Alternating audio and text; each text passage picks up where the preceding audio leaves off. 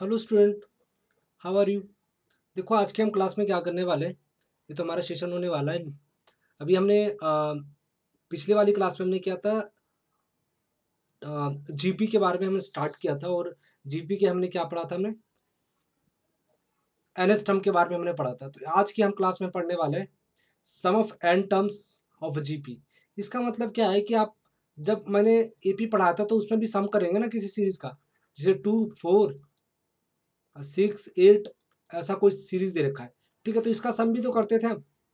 AP में हमने ये अगर एपी है तो हम इसका सम भी करेंगे।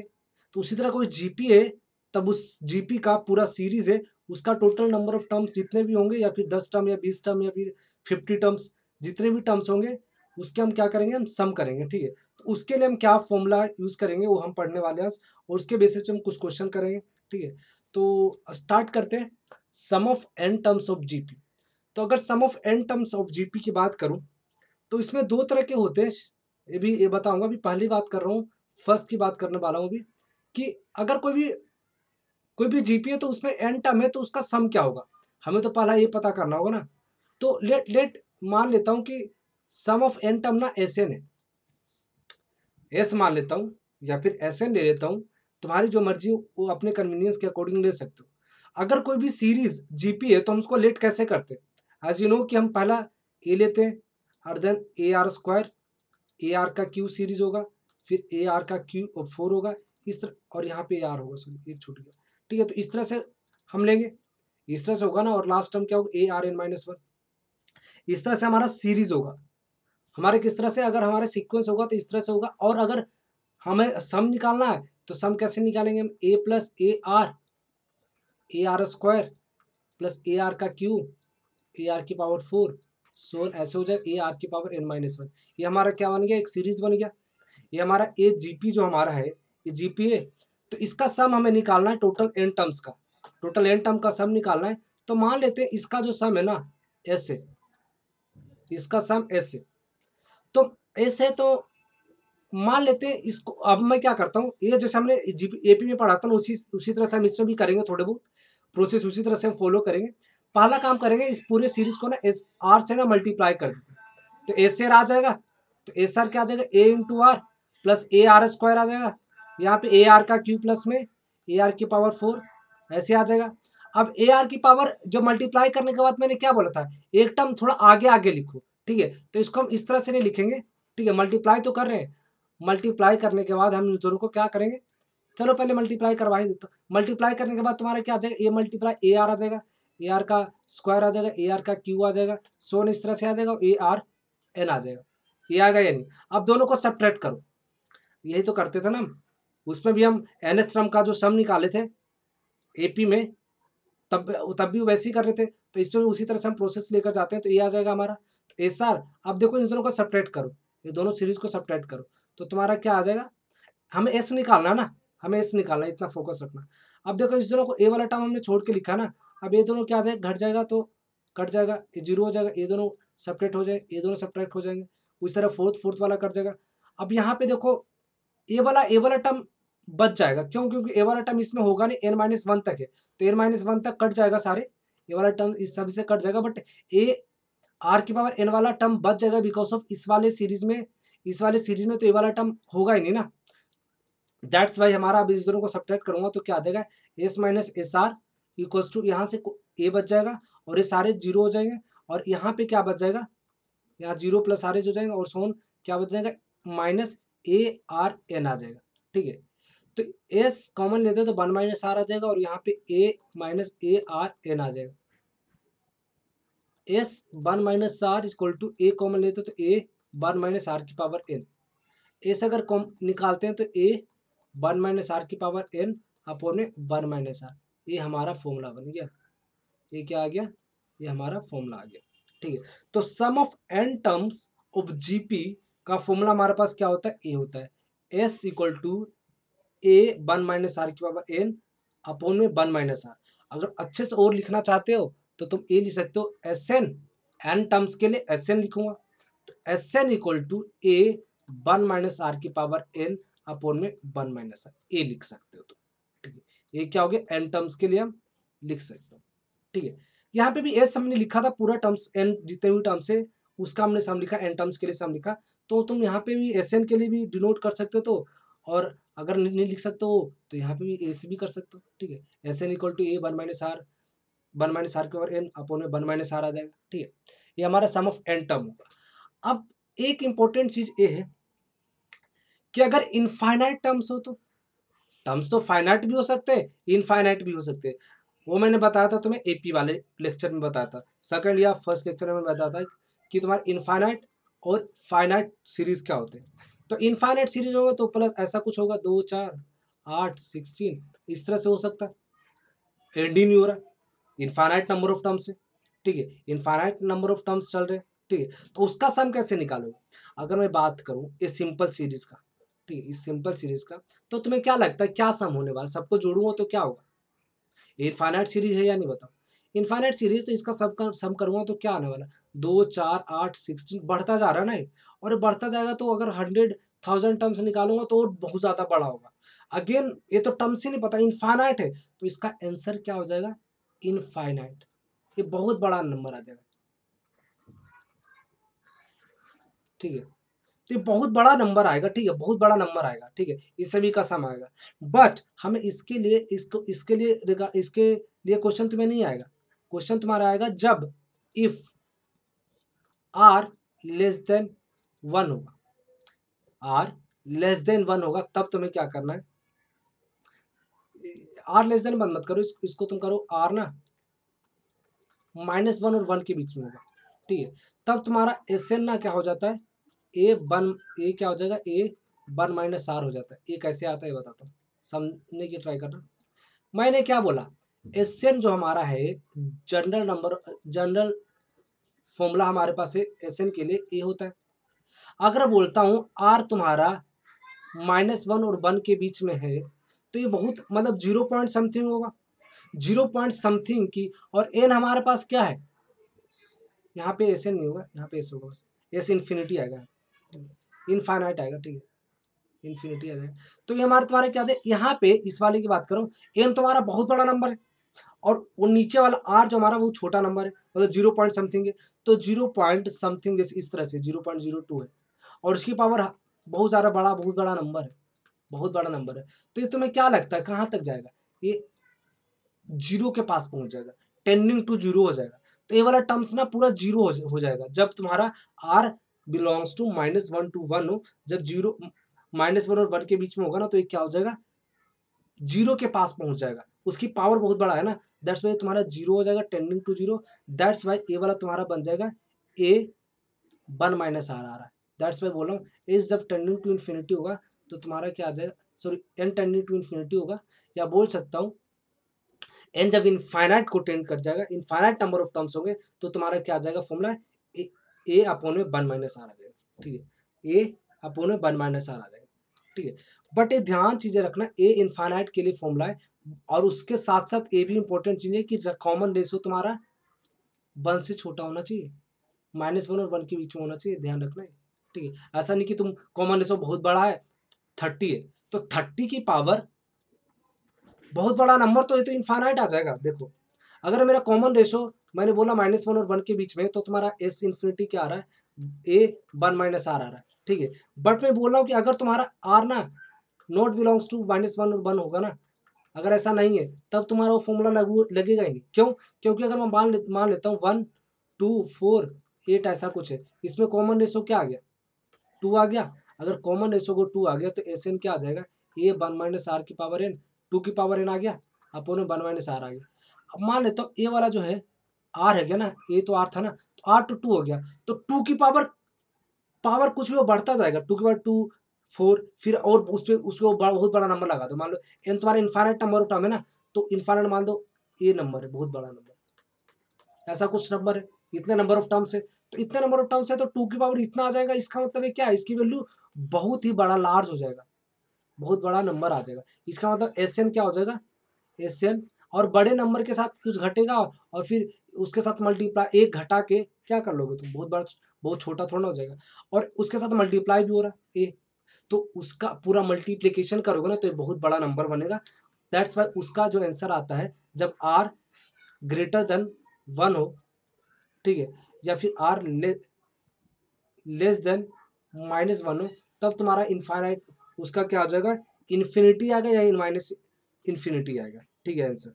अगर तुम्हारा आर कॉमन रेशो बहुत बड़ा नंबर आर से बड़ा है ना, सॉरी 1 से बड़ा है, तो आंसर तुम्हारा क्या आ जाएगा, इनफाइनाइट आएगा, बहुत बड़ा नंबर आएगा, ठीक, इनफाइनाइट आएगा, ठीक है, ठीक है, बहुत बड़ा नंबर आएगा। तो इस तरह से इनफाइनाइट नंबर ऑफ टर्म्स के लिए हमने फाइंड आउट कर लिया, सम ऑफ एन टर्म्स के लिए भी फाइंड कर लिया। तो हमने पढ़ा क्या, समरी थोड़ा बता देता हूँ। हमने पढ़ा कि अगर कोई भी ज्योमेट्रिक सीक्वेंस है तो उसको कैसे लिख सकते हैं, ए इस फॉर्म में लिख सकते हैं, हम इस तरह से लिख सकते हैं A R square A are की क्यू, इस तरह से टर्म हम लेट कर सकते हैं। हमने पिछले लेक्चर में यही पढ़ा था, एन टर्म्स एन टर्म होगा तो एन टर्म ऑफ जीपी कैसे लिखते हैं, ए लिख सकते हैं A R N -1। S N के लिए बात कर ले, सम ऑफ एन टर्म्स के लिए भी हमने याद कर लिया कि S N equal to 1 - r के पावर एन और 1 - r, या फिर तुम इसको इधर से अगर कॉमन लेते हो ना, तो इसको अगर देखो क्या लिखते हो, ये भी लिख सकते हो तुम, इसको तो ये भी लिख सकते हो, ये दोनों सेम है, क्योंकि अगर यहाँ से -1 कॉमन लोगे तो यहाँ माइनस आ जाएगा, यहाँ से कॉमन लो तो -1 कट जाएगा, तो r-1 और r n-1 आ जाएगा, समझे नहीं तुम। मैं बोल रहा हूँ कि यहाँ से 1 - r, तो यहाँ से कॉमन लोगे माइनस, तो यहाँ पे आ जाएगा r की पावर n-1 आ जाएगा, यहाँ माइनस कॉमन के साथ आ जाएगा, और यहाँ से कॉमन लोगे तो r-1 बन जाएगा, तो माइनस माइनस कट जाएगा, तो r-1 आ गया। तो ये लिख लो या फिर ये लिख लो, बात सेम है, ठीक है। और infinite sum of infinity number के लिए क्या मैंने बोला, A 1 - r, A upon 1 - r, ये होगा जब तुम्हारा r ना -1 के बीच में, -1 और 1 के बीच में हो, या फिर मोड हमारा क्या हो जाएगा, 1 से छोटा हो, ठीक है, ये ध्यान रखना, क्या होगा, 1 से छोटा हो, या फिर तुम, या अगर उस मोड वाला समझ में नहीं आ रहा बातें, मोड वाला बात समझ में नहीं आ रहा, तो तुम ये याद जरूर रखना कि यार तुम्हारा -1 और 1 के बीच में होगा, तभी तुम्हारा ये फॉर्मूला अप्लाई कर सकते हो, अदरवाइज तुम्हारा आंसर क्या आ जाएगा, इन्फिनिटी आएगा, ठीक है, या -इन्फिनिटी भी आ सकता है। अब तुम्हारे देखो बात कर रहे हैं, ये कुछ हाईलाइट्स हम देखते हैं, कुछ इंपॉर्टेंट पॉइंट हम देखते हैं। बोला कि अगर कोई भी जीपी है ना, उसको तुम किसी नंबर से मल्टीप्लाई कर दो, किसी भी नंबर से मल्टीप्लाई कर दो, if any GP has multiply divide by the non zero quantity, तो तुम्हारा ना वो जीपी रहेगा, वो क्या होगा, जीपी रहेगा। मान ले तो 2 है, ऐसा लेता हूँ, मान ले तो 2 है, 4, 8, 16, ऐसा कुछ के। अब इस जीपी में ना पूरे को 2 से मल्टीप्लाई कर दो, या 2 से डिवाइड करो, 2 से मल्टीप्लाई तो 4 आ जाएगा, ये 8, ये 16 और 32 आ जाएगा। ये भी जीपी रहा ना, देखो इसका कॉम्बिनेशन 2 है, इसका 2 है और इसका भी 2 है, रहा तो जीपी ना। और इसको डिवाइड करो तो 2 आ जाएगा, इसको 2 से डिवाइड करो तो 2 आ जाएगा, ये 2 यहाँ 1 आ जाएगा, ये 2 आ जाएगा, और ये 4 और ये 8, इस तरह से यहाँ भी कॉम्बिनेशन 2 ही रहा ना, कॉम्बिनेशन 2 रहा, मतलब कहने का मतलब ये हमारा जीपी ही रहेगा। या फिर किसी नंबर को मल्टीप्लाई कर लो, डिवाइड कर लो, किसी जीपी को आप किसी भी नंबर से डिवाइड करो, बट वो नंबर क्या होना है, नॉन जीरो क्वांटिटी, अब जीरो से मत कर देना, जीरो को छोड़कर कुछ भी नंबर से डिवाइड करोगे, मल्टीप्लाई करोगे, तो जीपी जीपी रहेगा, ठीक है, ये ध्यान रखना। दूसरी चीज बोल रहा है ये, दूसरी चीज ये बोल रहा है कि if each term of GP rise the power same power then resulting sequence also GP. बोला कोई सीक्वेंस है, कोई जीपी है 2, 4, 6, ऐसा, ये तो ऐसा है ना, 8 है और 16 है, इसकी पावर कुछ लगा दो, ठीक है, जैसे 1/5 है, 4 की पावर 1/5 है, 8 की पावर 1/5 है, और 16 की पावर 1/5 है, ये मैंने पावर कुछ लगा दिया ना इसके ऊपर। तो बोला कि पावर भी कुछ भी लगा दो ना, को जीपी पे, जीपी सीक्वेंस जीपी वाला है, कोई जीपी है, तो वो भी जीपी रहेगा, वो चेंज नहीं होगा, ये जीपी है ना, अगर इफ जीपी है तो ये भी क्या रह जाएगा, ये भी जीपी रह जाएगा। 2 की पावर मान लो 8 है, इसकी 4 की पावर 8 कर दो, 8 की पावर 8 कर दो, 16 की पावर 8, बट ये पावर सब जगह सेम होना चाहिए, ध्यान रखना, ये पावर सेम होना चाहिए सब जगह। अगर तुम्हारा वो नहीं हुआ तो तुम्हारा मे बी जीपी के अलावा जीपी से कुछ और बन जाएगा, ठीक है, वो ध्यान रखना। तो तुम्हारा अगर तुम पावर, ईच पावर सभी के पावर सेम है और उससे मल्टीप्लाई करवा रहे हो तुम, तो तुम्हारा क्या आ जाएगा, वो हो जाएगा हमारा जीपी का जीपी रहेगा, ठीक है। A B C are in GP है, तो इसका मतलब ए की पावर एक्स, बी की पावर एक्स और सी की पावर एक्स ही जीपी रहेगा, ये भी क्या रहेगा, जीपी ही रहेगा, समझे। प्रूफ चाहिए क्या, प्रूफ चाहिए, करवा देते हैं। 1 है, 2 है, 4 है, ऐसा कुछ है, ये 3 जीपी में है। तो चलो अब 1 की पावर 2 कर देता हूँ, 2 की पावर 2 कर देता हूँ, 4 की पावर 2। ये पावर मल्टीप्लाई कर दिया, पावर से पावर कर दिया, राइज कर दिया पावर। अब राइज कर दिया पावर तो इसका 1 वैल्यू आ गया, इसका 4 आ गया, 8 आ गया, सॉरी 16 आ गया। इस दोनों का रेशियो लो 4 आ गया, इस दोनों का रेशियो लोगे तो 8, ये भी 4 आ गया। दिखा दिखा या नहीं दिखा बताओ? रेशियो सेम आया, दैट्स वाई ये क्या है, जीपी है। तीसरी बात बोला, if any 3 consecutive terms AP है तो तुम क्या करोगे, कैसे सेलेक्ट करोगे जीपी को। मैंने देखो एपी में क्या बताया था, अगर कोई 3 टर्म्स अगर तुम्हें सेलेक्ट करने हैं जीपी में या फिर वो एपी में, या फिर बोल सकते ऑड नंबर ऑफ टर्म्स तुम्हें सेलेक्ट करना है, तो मैंने कैसे बताया था, ए माइनस डी और ए प्लस डी, इस तरह से बताया था, ए प्लस डी और ए प्लस 2, सॉरी यहाँ पे क्या कर रहा हूँ, सॉरी गलती कर रहा हूँ, ए प्लस डी और ए माइनस डी, ठीक है, ए प्लस और ए प्लस 2d और ये -2, इस तरह से बताया था ना मैं तुम्हें सेलेक्ट करने का सेलेक्ट तो तुम कुछ भी कर लो, ऐसा नहीं गल वो तुम जो सेलेक्ट करो A1 A2 A3 A4 अगर लोगो या फिर ए और ए माइनस डी, ए प्लस डी और ए प्लस 2d कर रहे हो तो ये तुम्हारा गलत है। ये भी सही है, ये भी सही है, बट इससे तुम्हें प्रॉब्लम ये होगा कि तुम्हें आंसर को थोड़ा कॉम्प्लिकेटेड हो जाएगा, एक आंसर को निकालने में थोड़ा ना टाइम लगेगा, टाइम कंज्यूम कर जाएगा। बट इससे ना तुम्हें वेरिएबल इजीली सेपरेट हो जाएंगे, जब इस तरह से सेलेक्ट करोगे ना तो तुम्हारा इजीली से हो जाएगा, आंसर आ जाएगा। बट उसी तरह अगर मैं एपी में सेलेक्ट कर रहा हूँ, उसी तरह मैं जीपी में भी कुछ ना कुछ एक तरीका होगा। जीपी में किस तरह से करते हैं वो मैं बता रहा हूँ।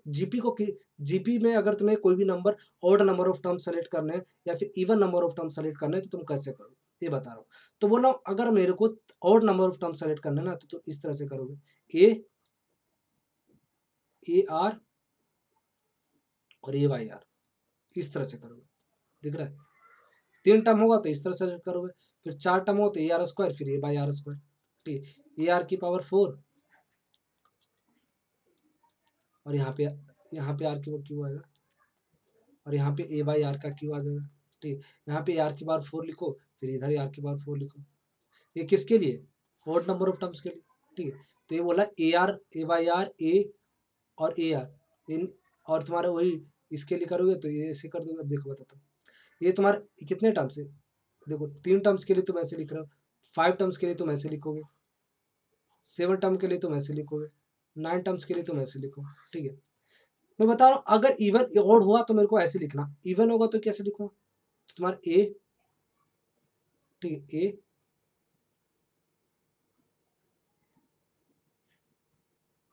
बाई आर, ठीक है, ए बाई आर लिख दिया और फिर ए आर लिखो, समझे। ये 2 टर्म्स होंगे तो इस तरह से लिखोगे, 4 टर्म होंगे तो ए आर स्क्वायर और फिर ए बाई आर स्क्वायर लिखोगे, ठीक है। उसी तरह ए आर की पावर 4 हुआ, यहाँ पे आर की क्यू आ जाएगा और यहाँ पे आर की पावर 4 आ जाएगा यहाँ पे। तो तुम्हारा कितना, 3 और 3 6 टर्म हो गए। 8 टर्म लिखना हो तो तुम्हारा 8 टर्म होगा तो ए आर की पावर 4, यहाँ पे सॉरी 3 आया, यहाँ पे ए आर की पावर 4 आ जाएगा। इस तरह से लिख सकते हो, यानी ऑड वाले को उस तरह से, इवन वालों को इस तरह से, ठीक है। ऑड वाले को उस तरह से और इवन वालों को इस तरह से, समझ में आया क्या, ठीक है। तो इस तरह से हम सेलेक्ट करते हैं, ठीक है, इस तरह से हम सेलेक्ट करेंगे तो हमारे पास आ जाएगा आंसर, ठीक है। तो सिलेक्शन जो हमारा है टर्म्स का जीपी में, तो वो बहुत ज़रूरी है क्योंकि उसी से तुम्हारा कई आंसर बहुत इजीली आ जाएंगे। तो मैं एक बार और रिकैप करा देता हूँ तुम्हें कि अगर ओड होगा तो तुम्हें कैसे लेना, ए आर, तो सॉरी क्या कर रहा हूँ, ए और ए वाई और ए आर, इस तरह से करना है तुम्हें, इस तरह से 3, और फिर उसके आगे ये पावर बढ़ाना, उधर से पावर बढ़ाना, डिनोमीटर में इधर ये इधर पावर बढ़ा देना, उसमें डिनोमीटर वाले में आर की पावर बढ़ाते जाना, इस तरह से करते जाना।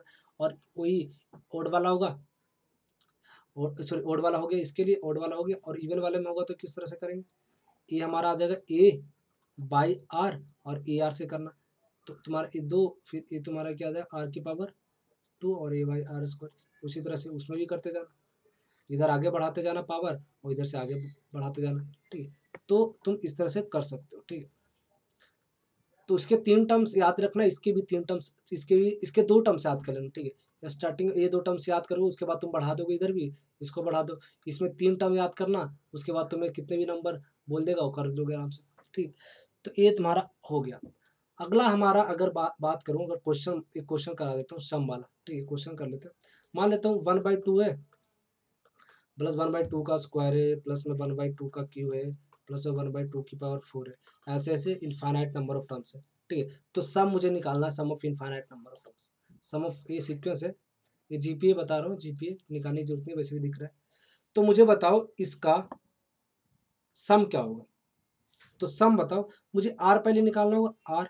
तो आर देखो इसमें क्या करूँगा, आर क्या है इसमें 1/2 की पावर 2 अपोन में 1/2, इसका मतलब क्या आ गया 1/2, कॉमन रेशो क्या आ गया हमारा 1/2, इसका मतलब 0.5 आया, which is belongs to -1 to 1, ये आ गया ना, -1 और 1 के बीच में। दैट्स वाई मैं फॉर्मूला लगाऊंगा, ए 1 - आर वाला फॉर्मूला लगा सकता हूँ।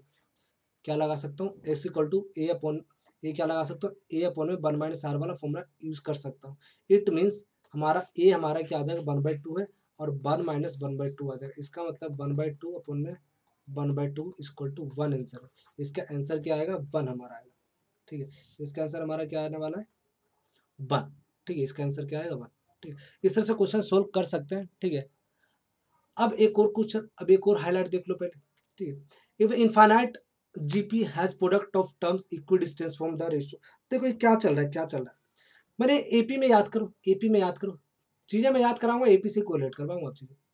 मैं बोला था A1 A2 A3 A4 A5 सोन एन तक, ए अगर एपी में है तो मैं बोला था कि फर्स्ट वाले टर्म और लास्ट वाले टर्म का सम करो, और सेकंड वाला और सेकंड टर्म्स वाला और सेकंड लास्ट वाले का सम करो, ये सारे ना बराबर ही होंगे। A3 और थर्ड टर्म और थर्ड लास्ट सम करो, फोर्थ और फोर्थ लास्ट का सम करो, तो ये सारे क्या होंगे बराबर होंगे, सारे क्या हो जाएंगे बराबर होगा। ठीक है, तो उसी तरह मैं बोल रहा हूँ सम करने पे एपी में हो रहा था, बट यहाँ पे क्या बोल रहा है, यहाँ मल्टीप्लाई करने पे बराबर आएगा, समझे, मल्टीप्लाई करने पे बराबर है, मतलब कहने का A1 और AN को मल्टीप्लाई करो तो A1 इंटू AN आ जाएगा, विच इज इक्वल टू क्या होगा A2 into AN-1, which is equal to A3 AN-3, which is equal to sorry ये क्या कर रहा हूँ, हाँ ये कर सकते हो, AN और AN हो जाएगा A2 और AN-1, और ये तुम्हारा क्या आ जाएगा, यहाँ पे आपका आएगा AN, यहाँ पे N-2 आएगा सॉरी, और यहाँ पे ए हमारा क्या आ जाएगा A4 और AN-3, ये आ जाएगा हमारा, इस तरह से आ जाएगा हमारा। तो ये हमारा मल्टीप्लिकेशन हमने कर दिया, ये हमारा क्या हो जाएगा हमेशा कांस्टेंट आएगा, ये सारे कांस्टेंट ही आएगा, ये हमारा मतलब ये बराबर होगा और कांस्टेंट भी होगा, बराबर होगा, ये सारे क्या हो जाएंगे इक्वस होंगे। वही बोल रहा है यहाँ पे कि A1 इंटू AN, बोला A1 into AN equals to A2 into N-1, which is also I have written here A1 into AN equal to A2 N-1, फिर which is also equals to A3 N-2, I have also written here A3 N-2। ठीक है, सो ने सारे बराबर होते जाएंगे। ठीक है, तो ये तुम्हारा बहुत चीज़ें, ये बहुत इंपॉर्टेंट, मैंने इसके बेसिस पे मैंने एक एपी में क्वेश्चन भी कराया था, उसको देख लेना। ठीक, एपी में इसके बेसिस पे क्वेश्चन कराया था, बट वो एपी के बिहाफ पे था। अब ये तुम्हारा इस किसके बेसिस पे, ये तुम्हारा जीपी के बेसिस पे। ठीक है, तो जीपी वाला भी क्वेश्चन अगर आता है तो तुम उस क्वेश्चन को कर सकते हो। ठीक है, तो ये ध्यान रखना। और अब देखो एक और चीज़ है कि अगर तुम्हारा ए बी सी, ये मैंने बता भी दिया वैसे तुम्हें, एक बार दोबारा से बताता हूँ, अगर ए बी सी तुम्हारा जीपी में, तो इसका मतलब B/A इक्वल टू क्या लिखोगे C/A, which is it means C/B लिखोगे, इट मीन्स इसको क्रॉस मल्टीप्लाई करो तो B² equal to AC, it implies the B² equal to AC होता है, ये भी याद रख सकते हो। तो अगर ABC और GP then B² equal to AC होगा। ठीक है, B² इक्वल टू AC होगा। ठीक है, ठीक है, तो हम आज इतना ही रखते हैं, और नेक्स्ट क्लास के हम थोड़े से हाईलाइट करेंगे, इंपॉर्टेंट पॉइंट करेंगे थोड़ा सा और अच्छे से, बेस्ड ऑन जीपी। ठीक है, जीपी के बेसिस पे हम कुछ क्वेश्चन करेंगे जो दिखने में तुम्हें जीपी नहीं लगेगा, जीपी देखने में नहीं लगेगा, तुम एक सीरीज दे दिया मैंने ABC ऐसा कुछ दिया, कोई सीरीज दिया, कोई सा सीरीज दे दिया, फिर कोई सा सीक्वेंस दे दिया, तो तुम्हें लगेगा नहीं ये जीपी है, बट उसको थोड़ा मॉडिफिकेशन करोगे ना तो वो लगेगा, तब तुम्हें दिखेगा हाँ ये एपी है या फिर जीपी है। ठीक है, कुछ इस तरह से तुम करोगे मॉडिफिकेशन, तो तुम्हें उसके बाद मॉडिफाई होके तुम्हें उसमें लगा सकते हो, तब तुम्हें एनालिसिस होगा, जब तुम्हें पता चले कि अच्छा ए जीपी अब दिख रहा है, स्टार्टिंग में तुम उसे देखते हुए तुम नहीं पता कर पाओगे कि वो जीपी है या नहीं, ठीक है। जैसे कोई क्वेश्चन ऐसा ले लेता हूँ कि 0.7 है, 0.77 है, प्लस में 0.777 है, ये तुम्हें दिख रहा है क्या जीपी है? नहीं है जीपी, क्योंकि कॉमन रेशो लोगे तो आएगा नहीं सेम, ठीक है, कॉमन रेशो सेम नहीं आने वाला। बट तुम्हें इसको थोड़ा सा मॉडिफिकेशन करोगे ना, तब तुम्हें तुम्हें उसमें एपी भी दिखेगा और जीपी भी दिखेगा। तो एक डायरेक्ट तुम्हें एक सिंप्लीफाई वर्जन में दिखेगा, चाहे इस वाले पार्ट में हम जीपी लगाते हैं, इस वाले पार्ट में एपी का फॉर्मूला लगा के हम सोल्व कर लेते हैं। तो इस तरह से तुम्हें अगली क्लास में मैं बताऊंगा, अगली क्लास में बताऊंगा कि किस तरह से इस तरह के क्वेश्चन को कैसे पहचानोगे और किस तरह से क्वेश्चन को करोगे, ठीक है। तो तुम्हें डायरेक्ट कई क्वेश्चन तुम्हें ऐसे होंगे कि तुम्हें पता ही नहीं चलेगा कि क्वेश्चन में कौन सा फॉर्मूला लगाओ, बट तुम्हें ये सारे प्रैक्टिस से आएगा, और मेन चीज़ है कि प्रैक्टिस से आएगा। और दूसरी बात है कि तुम्हें क्वेश्चन को ब्रेक करना पड़ेगा, कुछ ट्रांसफॉर्मेशन करना पड़ेगा, कुछ मॉडिफिकेशन करना पड़ेगा, देन उस पे फॉर्मूले अप्लाई करने पड़ेंगे, ठीक है। तो इस तरह से तुम्हें क्वेश्चन करने होंगे, वो हम बताएंगे, मैं बताऊंगा नेक्स्ट क्लास में, ठीक है। तो अब अभी तक के लिए हम इतना ही रखते हैं। नेक्स्ट क्लास में हम जीपी, हमारा सोचते हो जीपी खत्म हो गया, थोड़ा सा और करेंगे तो हमारा जीपी के क्वेश्चन हम कर लेंगे। आज के हम लेक्चर में वैसे क्वेश्चन में एक ही किया है, तो हम लेक्चर भी कर लेंगे नेक्स्ट क्लास में, ठीक है। तो लेक्चर करके हम अपना जीपी खत्म कर लेंगे, फिर हम एचपी करेंगे, ठीक है। तो एपी, फिर एपीजीबी करेंगे, फिर सम स्पेशल सीरीज करेंगे, थोड़े और कुछ लेक्चर होंगे, उसके बाद हम सीक्वेंस सीरीज हमारे खत्म हो जाएंगे, ठीक है। अब हमारा एपी जीपी हमने कर लिया, अब हम एचपी करेंगे जब ना, एक लेक्चर हम करेंगे थोड़ा से जीपी के बेसिस पे क्वेश्चन करेंगे और एचपी भी कर लेंगे। नेक्स्ट क्लास में हम दो चीज करेंगे, जीपी के क्वेश्चन और एचपी। उसके बाद हमारा जो मेन कोर है ना, वो हमने फिनिश कर देना है, वो हमारा फिनिश हो चुका होगा, ठीक है, नेक्स्ट क्लास में। उसके बाद हम क्वेश्चन के साथ हम खेलेंगे और क्वेश्चन को हम अच्छे से मॉडिफाई करके, मतलब अलग अलग तरीके से सोल्व करना स्टार्ट करेंगे, ठीक है। तो हम अभी तक के लिए हम इतना ही रखते हैं, ठीक है। चलो, और अपना प्रैक्टिस करते रहना सीक्वेंस सीरीज का।